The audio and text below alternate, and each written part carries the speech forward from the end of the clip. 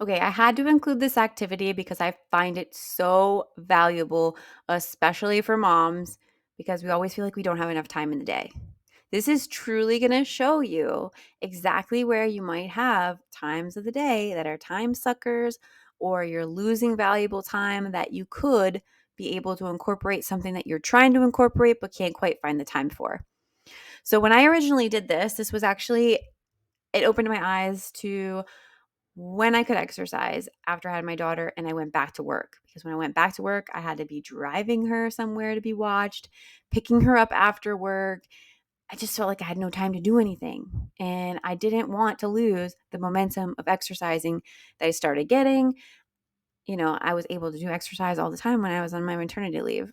And going back to work was such a hard adjustment.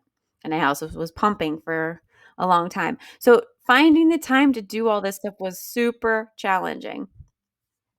But I want you to go ahead and do this. Take one day, you can also do a couple days, but start with one day and write down everything you're doing every 30 minutes or so. Just keep the paper with you and just like kind of jot it down. It doesn't have to be super detailed. You just need to get a good idea of what you're doing in these time frames. Whether it's working, if it's sleeping, you can just kind of like put an arrow down until you woke up again or whatever. Just get a good idea. It's going to show you the times where you might have gaps where you could switch things out and put in things that you're trying to do.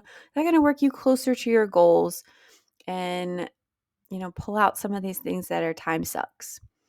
At the same time, I also use this exercise to look for a time where I could actually allow myself to relax too and be okay with the relaxation. Not feel like I had to fill the gap with something super productive all the time because you don't need to.